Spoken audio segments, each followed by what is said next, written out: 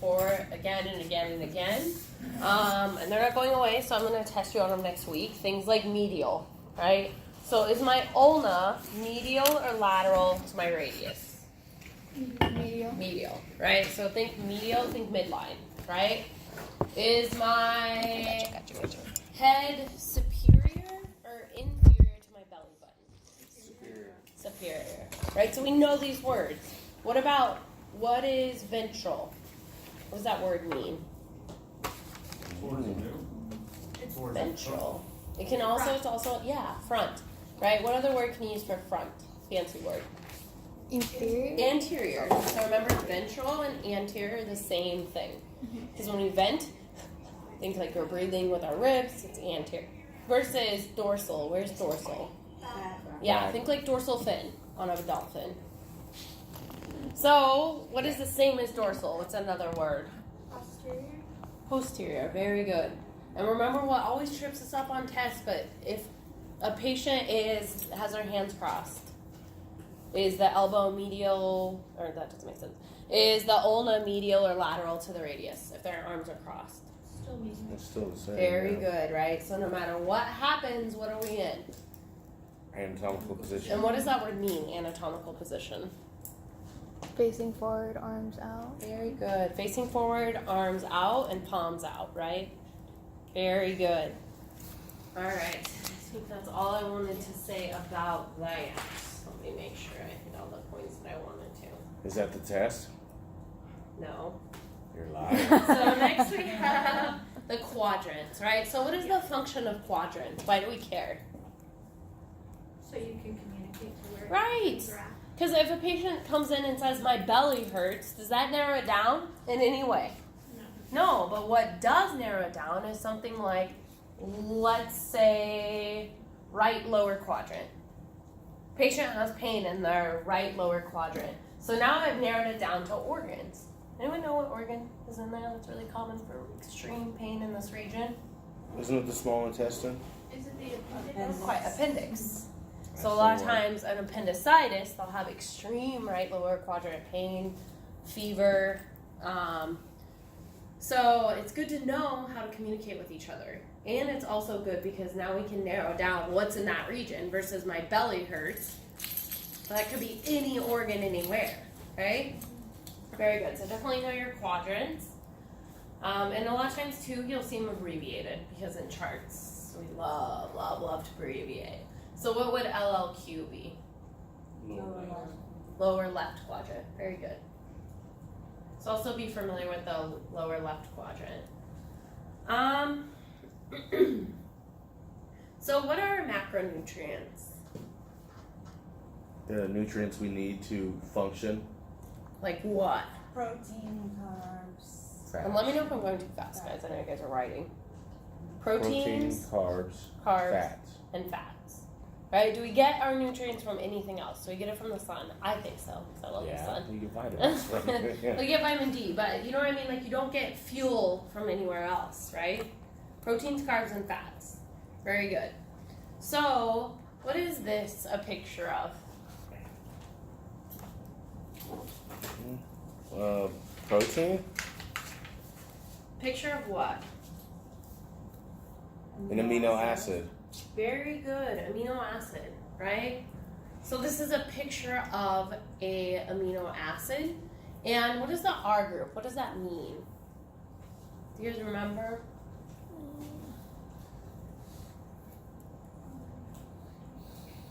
No. So that's kind of considered the functional group, because remember, that's what, like, the hat that I remove if I want to make a different amino acid. And what are the two main types of amino acids we talked about? The branch chain. We did, yeah, because we're talking about bodybuilding, so Yeah. branched chain amino acids. But as far as like essential versus non-essential, what is the difference? One you need and one you Right. can live without. When you can, it's not that you can live without them. What happens? You start shutting down in some aspects. You're not working as well, but I mean. You still need them. Your body still requires them, but what can your body do? They can make up for them. It in other makes places. them. Yeah. So it makes them. So from essential amino acids, I make my non-essential amino acids. My body does that. And what it's doing is changing this R group. So other things to know, other parts of an amino acid structure is a positive amino group and a negative carboxyl group. Definitely would know that. So the positive amino group is the 3 hydrogens and the You don't have to memorize the formula per se, just in general, right? So it's Okay. got a carboxyl group, it's got an amino group, obviously, right? It's an amino acid, and then it's got a functional group. And that's kind of the different hat it wears, right? So if I'm going to make arginine, it's going to look different than if I'm going to make cytosine or the branched chain amino acids, as an example. So the R group is ever changing.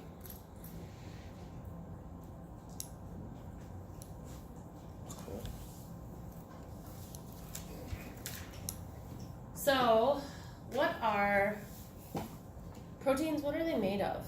Why do we eat meat? What are we trying to gain from it? What is it broken into? protein, amino acids. Yes. That's all it wants to know.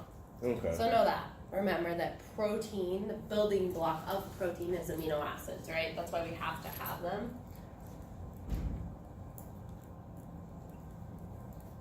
All right. So I would definitely look at refresh your memory on cell structure. Specifically, I'm more interested in function, right? I'm a very function person, not necessarily memorization, but more like the function of each part of the cell. So just like if you're gonna say what's the nucleus, we just say how's Yeah. the DNA, everything like that. Yeah. So know that. Know the function of the various parts of the cell, right? So, real quick, mitochondria, ATP, powerhouse of the cell. Plasma membrane. What is our plasma membrane made up of? Gel-like substance. Gel-like. So that's more cytosol. Um, What is our cell membrane made up of? Remember, it's the gatekeeper. it's fat, isn't it? Very good.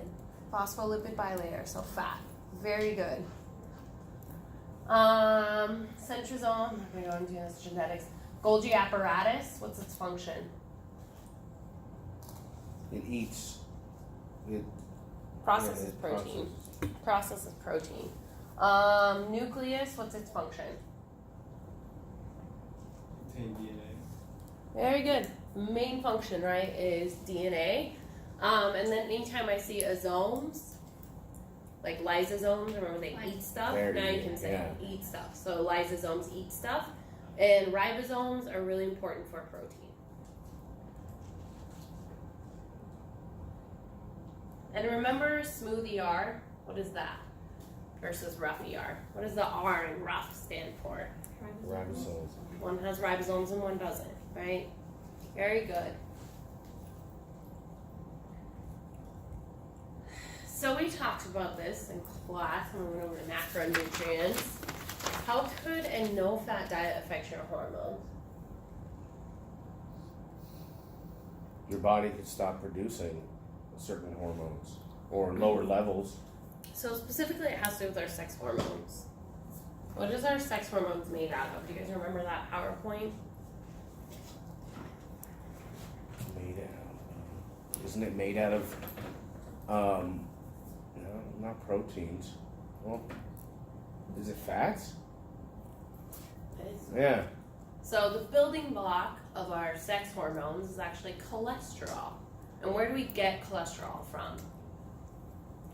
Fat. Fat, right? So that's why these crazy radical no-fat diets can actually, almost to the point of causing issues with fertility in women.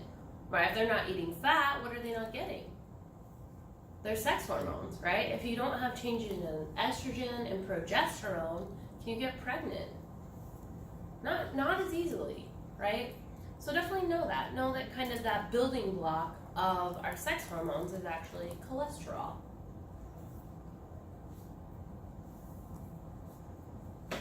So what is diffusion?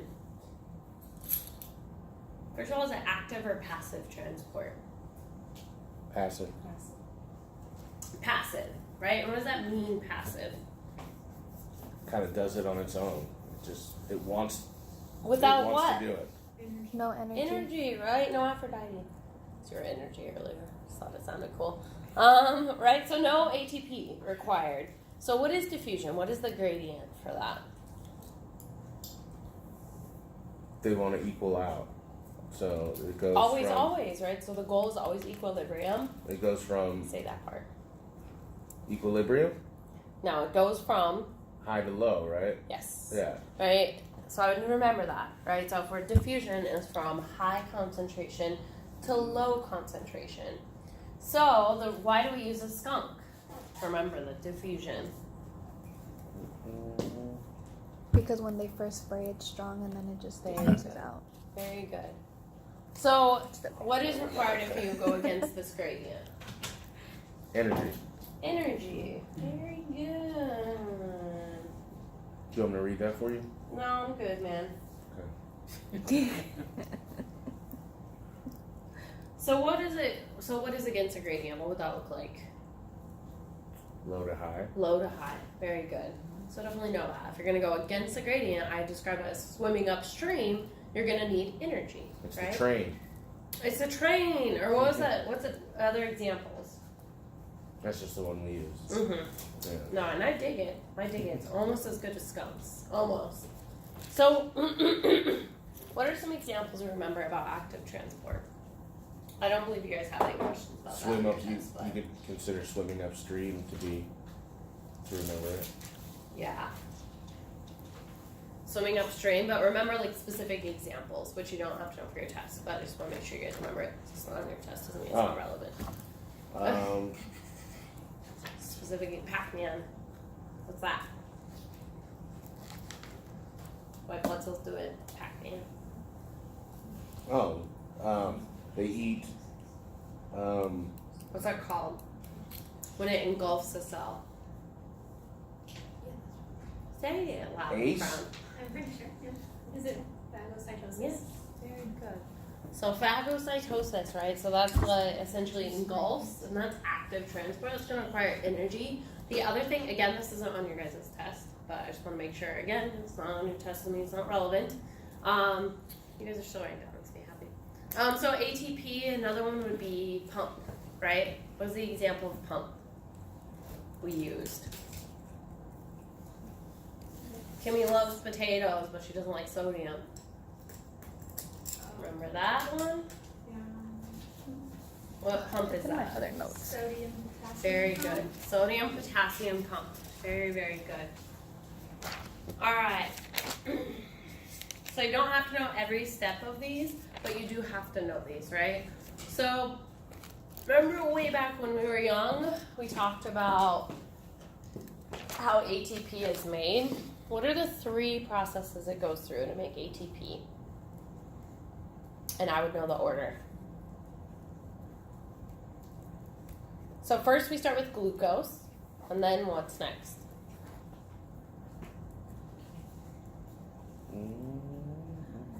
This is the Krebs cycle. Very good. But what comes first?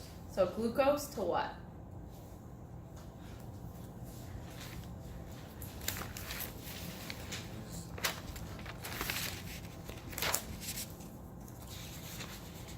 What's the name of that cycle? Or the olysis? Remember, this is catabolism. I'm breaking things down. By things I mean glucose to get energy.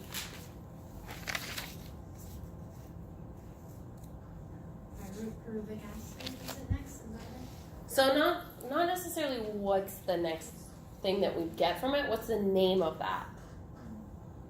So citric acid cycle is one of them, but it's not the one that comes next. What we get from it? No, not what we get from it, but what is the name of that process?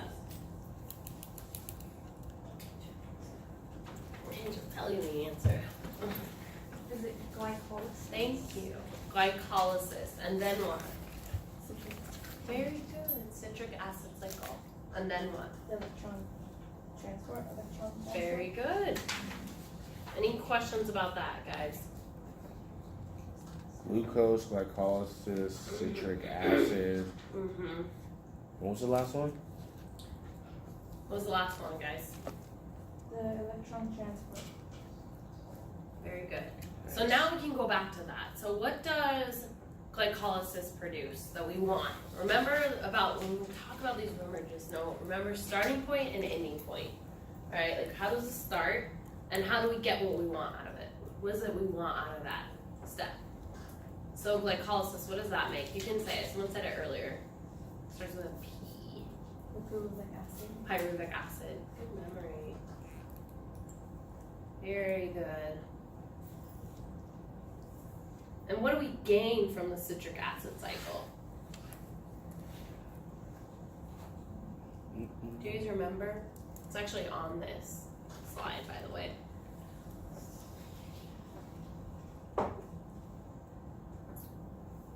NADH and FADH. And the fancy word for NADH and FADH is just an electron carrier, right? An electron transport carrier. NADH and FADH. So that's what we get from what cycle do we get that? Glycolysis? No. Oh. What do we get from The Krebs cycle? glycolysis? Energy? What's wrong? What do we get from glycolysis? Sugar. That's what starts it. You guys want me to review this real quick? Yes. So first we get sugar, right? We get a glucose molecule. From a glucose molecule, we go into what's called glycolysis. The goal and the end result of glycolysis is what's called pyruvic acid. So from pyruvic acid, I'm going to take that and take it to what's now called the Krebs cycle. So it's going to go through all these enzymes and all this crazy stuff, but from that, I'm going to get what's called NADH and FADH. And those are considered electron transporters. So they're going to take that electron that I got from citric acid cycle to where? What's my last step? Electron transport. Very good. They're going to take it to my electron transport chain. Makes sense, right? Because I got an electron carrier. So now I'm going to go to my electron transport chain. And what do I gain from my electron transport chain? What is the end goal of all of this? ATP. Very good. So I would know that, right? The very last thing I'm going to get from my electron transport chain is ATP. Can I get ATP if I don't do glycolysis? No. Can I get ATP if I don't do the citric acid cycle? No. No. Right? Can I get ATP if I just do electron transport chain? No. No, right? These are in chronological order. I have to get one to get to the next step. Does that make sense? Very good. So, last but not least, that's our electron transport chain. So what do we know about enzymes? They help. What do you guys remember? What's the by definition of an enzyme? Don't they help a process in your body? They make it easier. Very good. I mean, you could do the same things without them, but they make it easier.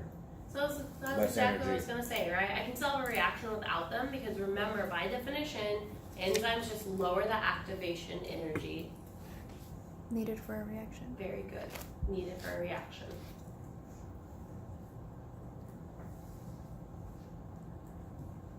And what do they end in? Ace. A what? ACE. Very good. ACE, right? Remember we talked about lipase, so I know that. They end in ACE, correct? Very good. Remember they end in ACE, and our examples, we talked about lipase, which can break down fat, amylase, which is in the saliva. Very good, guys. Any questions about enzymes?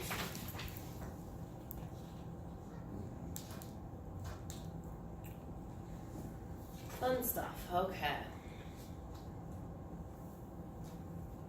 Oh, we already talked about the structure of amino acids, right? Mm-hmm.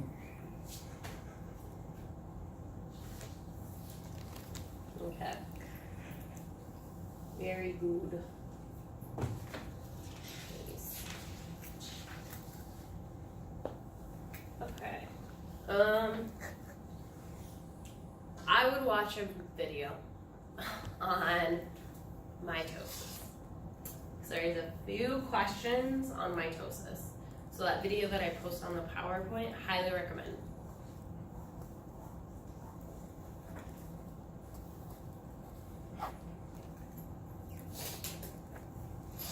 And when we look at this, which is like our little circle of life, right? This is kind of like our cell cycle. So what's happening in G0? Nothing. Nothing. I remember that, right? So cells aren't dividing, nothing's happening. I would know that. G0 is when there's nothing happening, exactly like it sounds. So think of G0 as like retirement, right? It's done replicating, it's done building proteins, it's just kind of like living It's off the pasture to die. What terrible. Turn to glue. So G0, again, it's nothing's happening. Do you guys remember at what point DNA is replicated? The DNA is replicated, isn't it the S phase? The interphase? The interphase. Yes, that is correct. S phase is when it's replicated. Why do you have to replicate the DNA? Because you're making a straight up copy of the cell. You need it to be exactly the same. Right. Everything I needs have to be to the make same. a copy so that I can have mitosis. Right? Because what is the goal of mitosis? To make new cells. Very good. For your other cells to die.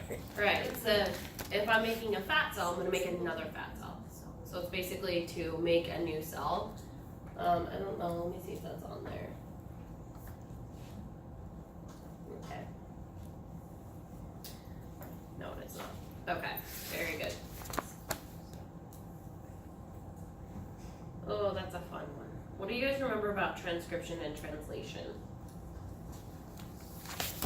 One of them unzips the DNA. One of them unzips the DNA. Very good. Which one unzips the DNA? Transcription. Right. Which one Zip. comes? Makes sense, right? Transcription comes first. So transcription is what has to do with unzipping the DNA. And do you remember what goes out of that nuclear pore?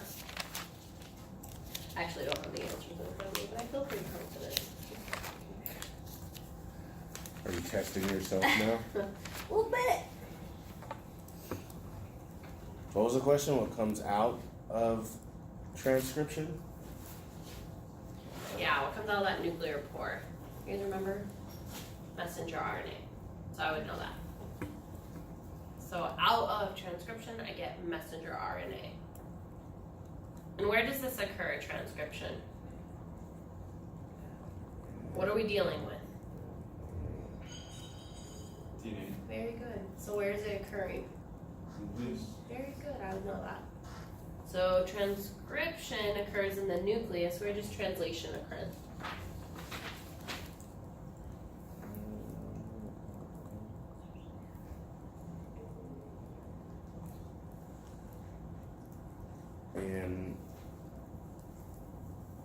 In the cytoplasm? What? Am I freaking out? You're correct. Right? So that occurs in the cytoplasm. Very, very good.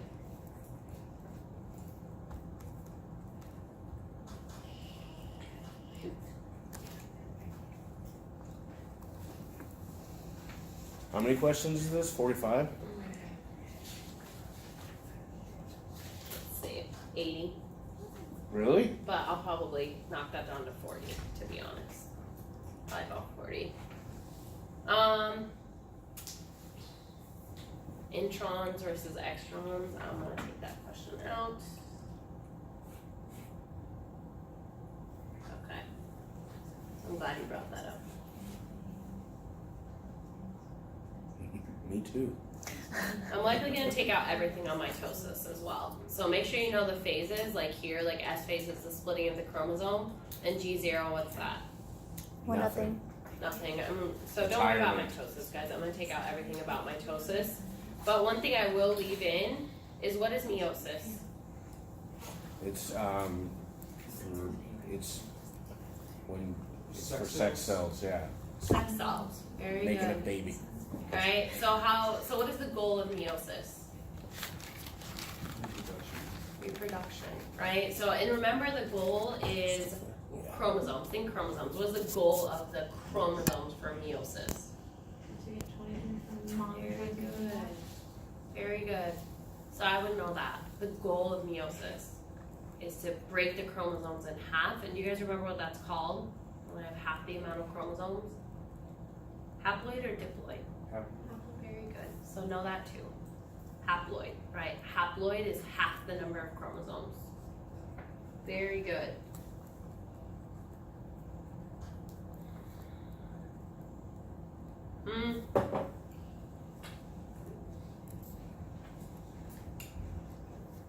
So let's say we've done transcription and so we get that messenger RNA. What is it coding for?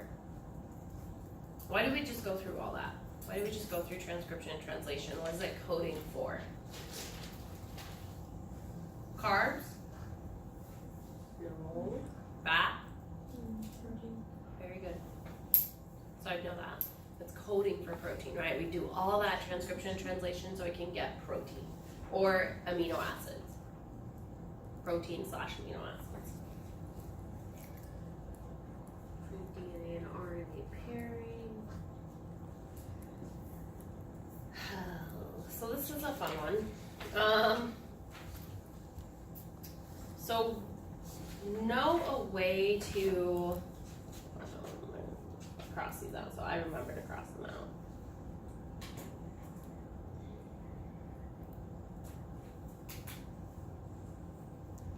What is the difference between anabolism and catabolism? One's breaking down. Which one? Cannibalism. Catabolism, right? Cat scratch. Think cat scratch, right? That's breaking down your skin. Catabolism is to break things down. So what is anabolism? Goes up. Good. I would remember that. I'm gonna take this one out actually, probably.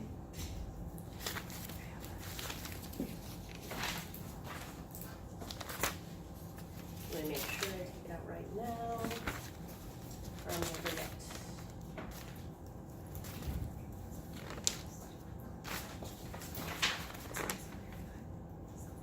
Don't worry about this one, guys.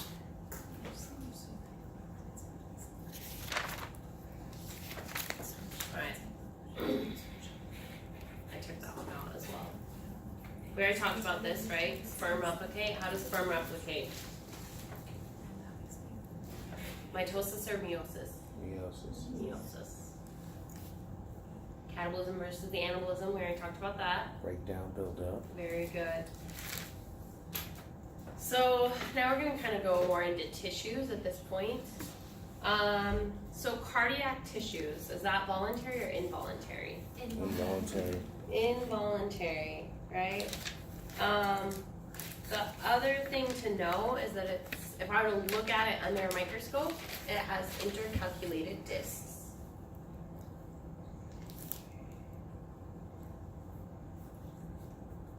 And this isn't on there, but why do you think that is? What makes the heart unique? Can it get tired? No. Does it get a break ever?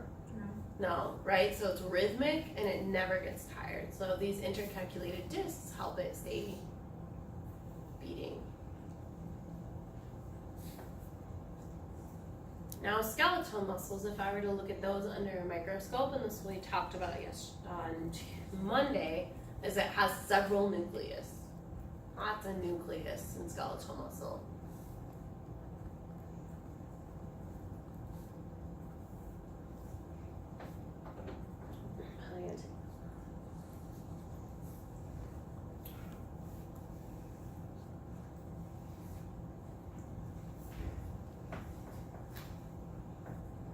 And the type of tissue found in lymph nodes. And what are lymph nodes?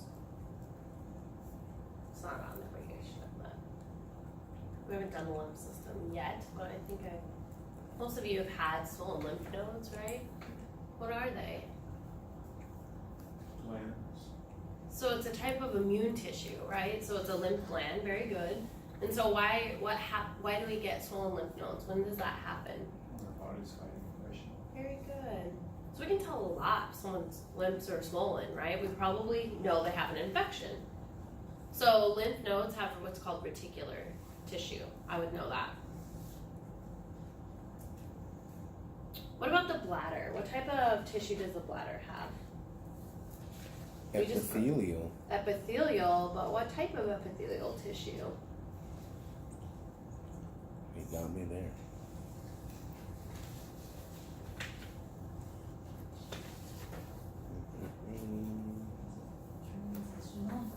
Very good. Good memory. Transitional because it's stretchy, right? So it has transitional epithelial.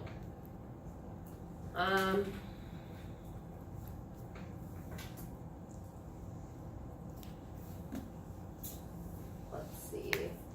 I'm probably gonna take this question out. But you guys should know that, right? What does the skin have? What type of tissue? What did I describe as strong? What's really, really strong? Very good. So that makes sense, right? So it's really strong. I might throw that question out, but don't quote me on that. So keratinized is even stronger, right? Our nails are keratin. So keratinized, stratified squamous, it's the strongest out of all of them, so it makes sense that we would have it on our skin. What about the two layers of the skin? What are they? Epidermal. Epidermal and what else? Dermis. Dermis. Very good. Know that blood is actually connective tissue. It's another type of fancy connective tissue besides blood and bone, right? Bone is actually connective tissue as well, but no blood. Reticular is on there twice. Okay. So in this, what I want you guys to know is which layer is doing mitosis. Notice I didn't say meiosis, right? Meiosis wouldn't be found on the skin. So this is the part where I'm building more skin cells. What layer is doing mitosis? Spinosum. Remember what I said about how it works. Would be the basal, Yes. the base, and then it works its way up. Very good. Remember that when we talked about the epidermis, what happens is the bottom layer, the basal layer, does mitosis. And it's going to be replicating, then it's going to, every 35 days, right, kind of work its way up and then fall off. So I would know that. So no basal layer does mitosis.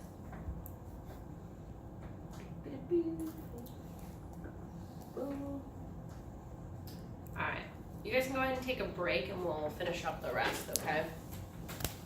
I need to get these off your desk before we